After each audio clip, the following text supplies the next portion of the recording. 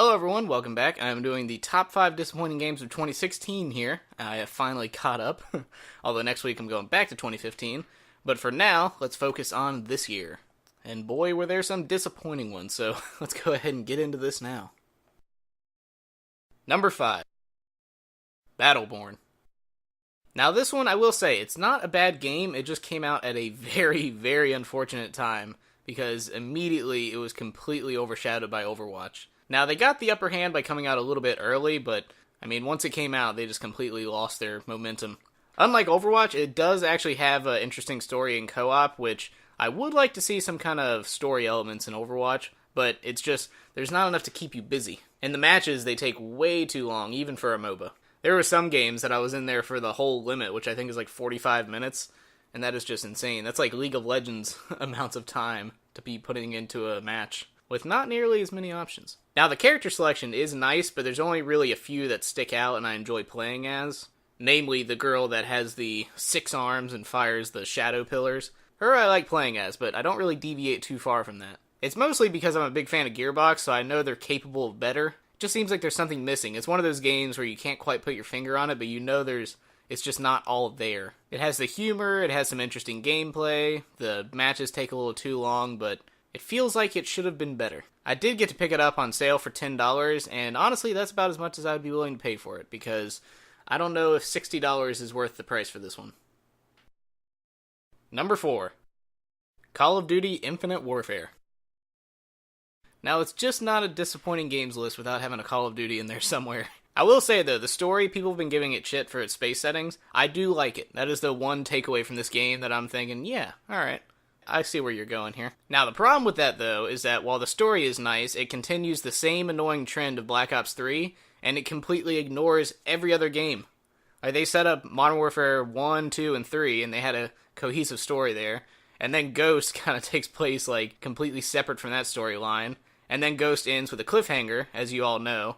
He starts dragging the main character away, and it's just like, well, shit, what's gonna happen here? Oh, well, you're not gonna find out, because this year is a game called Infinite Warfare that doesn't take place in any of the previous series, so you don't get to pick up the Ghost storyline, and you don't get a new storyline in the Modern Warfare franchise, so it's completely, like, obviously they're not gonna go back and make Modern Warfare 4, so that story's already done with, but just the fact that they set up a cliffhanger at the end of Ghost, and then the next game doesn't address it.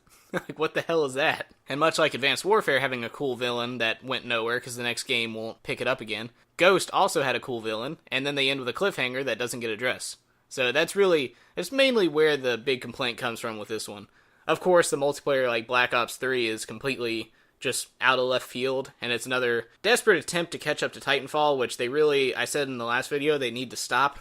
Because no one ever looked at Call of Duty and said, yeah, you know what, I really like the wall running and jetpacks. No one ever said that. So yeah, I like the special powers ripped straight from Destiny. I like that, yeah. They just want on the ground, they want kill streaks, they want to be able to play like they used to play. And you don't have to go back and get rid of all the features, just bring back what made your game your game. Stop trying to copy other games like Destiny, like Titanfall, like Halo. Just stick to what you know. So yeah, it's basically just the disconnect that each game is having, because they don't seem like they're even connected anymore. Like, they'll just toss a game here, toss a game there, and the stories are just all over the place. So it eventually becomes down to, why waste my time with these characters if the next game isn't even going to address it?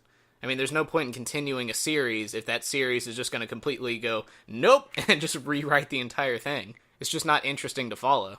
Now, the zombies are fun. I don't have really anything bad to say about that. Advanced Warfare, they brought in their own zombies mode, which was not great. I didn't like the addition of jetpacks and jetpack zombies, but I will say, this one brings it back. This one's more like a Treyarch kind of zombie mode, but with their own unique twist on it.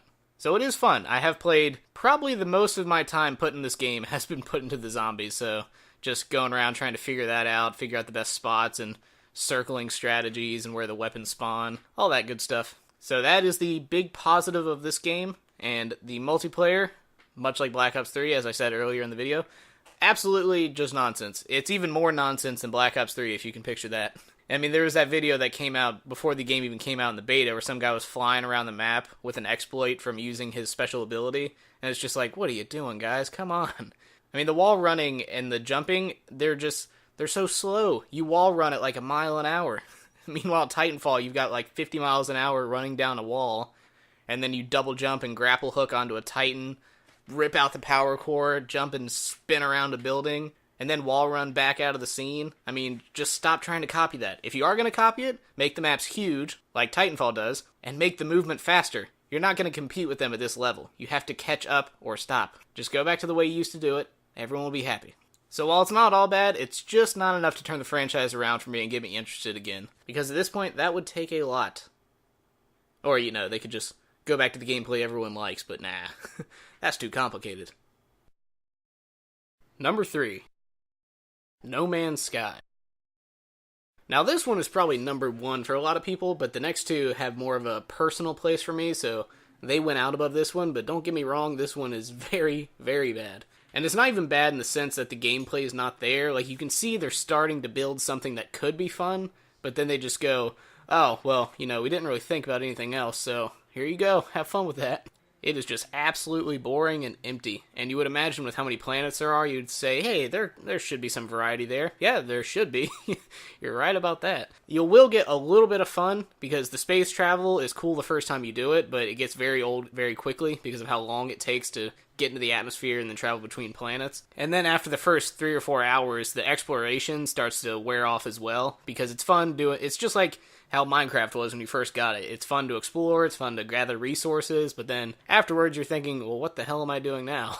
And boy, that'll hit you quick, maybe even quicker than Minecraft in this one, because it hits a wall, and it doesn't really come back from it. And that's probably the most frustrating part about it, is that they have NPCs set up with different languages and stuff like that, so you can tell they were starting to build on something, and then they just went ahead and uploaded it anyway, before even finishing any of that. And they even started rolling out patches recently, but I can't go back and play it, because they said, hey, it's actually fun to play now, but I just can't do it. I can't bring myself to go back. And out of all those 18 trillion planets, you cannot play multiplayer, which normally I wouldn't care about. I'd like to just explore on my own, but this is one of those games where it would definitely be good to have other people somewhere, anywhere, even just bad guys, NPCs, but nope. There's also a way that you can name planets and systems, but it's just not interesting. You get points for it, so that's really the only motivation to do it. But after you name a couple planets, the fun of that wears away, so it just becomes more tedious than anything. And this game has absolutely the most insulting game ending ever. It's not even a spoiler to tell you, but the whole time you're going to the center of the universe or the galaxy or whatever you take place in. Pretty sure it's just a galaxy. But once you get to the middle, you're like, oh yeah, I'm here. I'm getting ready. And then you go right in there and it just zooms out. You don't even go to it. You don't even fly to the planet. You just click on travel and it just starts zooming out through the entire galaxy. And then you restart. Just a huge slap in the face towards the end. Very fitting for this kind of game. But anyway, not much else to say on that. It's a terrible game. I would not buy it, even with all the updates coming out. If you still see it for full price, do not touch it. $10, maybe. Go ahead and pick it up. But as of right now, it is probably more useful as a doorstop. Number 2. Destiny, Rise of Iron. Now this one is especially disappointing since I gave The Taken King, I think number 6 on my top 10 games of 2014, because it was actually really good. Not 2014, 2015. 2014 is when Destiny came out. I already got that mixed up. But anyway, this one is just, they dropped the price by $10, which is, I guess, a little easier to take. Since it wasn't 40, it was just 30. But even for 30, that's a lot higher than it should have been. This feels a lot more like the 2 expansions that came out for $20, the House of Wolves and the Dark Below. Because those, they added some content, but it wasn't really like a crazy game overhaul. And the same thing happens here. I'd say the price point's about right, because it's about like the Dark Below, but with maybe $10 extra, maybe $5 extra. Probably should have dropped it even a little further. Because it is fun. Once you play through it once, it's a good experience, it has a good story, but the problem is that it's good, but very shortly good, if that makes any sense. Because once you get to the end, you're like, oh yeah, here we go. Wait, what? It's over? That was the last mission? So it's like, you start building up this story thinking it's going to be as long as the main game or The Taken King, and then you maybe get, like 4 or 5 missions out of it? So it's not even really enough to get invested. Once you start thinking, okay, this is a pretty cool story, it just comes to a flat end. It just hits a wall very quickly. Because technically there are more missions than that, like getting the Gallarhorn and getting the Russian gun that you start with that I can't pronounce for the life of me. It's called like the Kostov or the something like that. Because those are fun, and it's good to have an exotic quest where you actually get the exotic at the end of it, so it's more, it feels a lot better than just opening up a chest and getting a random chance, so I do like that, but they just didn't make it long enough. Because you will get fun of it for maybe a few days, But after that, you'll have pretty much completed everything. Now, there are artifacts that you can't get all at once, so you have to keep coming back every week to check and see which ones they have in stock. But that's pretty much the only reason to keep coming back. And the raid, of course, is fun, but all the raids are fun. It has a nice little new feel to it, to where it shakes it up, but it still keeps the nice raid gameplay in there. But the amount of missions are very small. There's only one strike, which is insane to me. But it does have an interesting boss fight, so I'll give it props there. Because it's like a double boss fight where one of them is completely invincible, so you just have to keep dodging him while trying to kill the main boss. And there's a new social space and patrol zone, which are pretty good, but you run out of things to do very, very quickly. They also have some nice new weapons and armor, but they are pretty annoying to obtain. It's not just something that you get right off the bat. It's kind of like you just have to keep pouring time into it, especially like the book. You just have to keep coming back week after week, just grinding to get the book progress. So that's the main problem, is that they were going in the right direction, but they just lost momentum so quickly. So hopefully over the next couple of months, they add some free stuff along with it to kind of flesh it out. But for right now, it's just very disappointing. And finally, the number one most disappointing game of 2016 is Mighty Number 9. Now, this one is especially disappointing for me because Mega Man is one of my top 3 favorite franchises of all time, and the fact they used our nostalgia and love for this franchise as a way to make money is absolutely disgusting, to say the least. Now, if it had turned out to be a good game and not a money grab, then obviously my opinion on it would be different. I would be more okay with it if they actually cared about Mega Man, but in their few moments of honesty, they revealed how they really felt about the game and the fans. Especially the one video where one of the guys responsible for making it just said, "Oh, well, at least you're getting the game. At least it's coming out." It's just like, you just want to slap the guy at that moment. And that's not the only one. That wasn't the first or last time the developers just showed that they just didn't give an absolute shit about anyone having to do with the game itself. Just an awful, awful experience all around. The game itself, it ranges from looking decent to outright awful, with some of the worst explosion effects you will ever see. I'm not even kidding. I'm sure in the gameplay on the screen there's going to be a couple explosions. Look at them. Just look right at them. They are pretty. They are just very good to look at. The one thing they got a little bit right was the gameplay, but having to dash through the enemies to get 100% is very annoying, and it takes so many bullets. You have to pump like 30 bullets into somebody after they've already died, essentially, just to kill them. Or you can dash through them and they die instantly. But I don't want that. I want to be able to turn that feature off. No one was ever playing Mega Man like, yeah, you know what, this game's pretty fun, but I wish you could slow it down and make the game take a lot longer. And as with a lot of crooked developers these days, there is DLC right out of the gate, and it's for a new character that introduces a kind of fun gameplay mechanic, but also very annoying.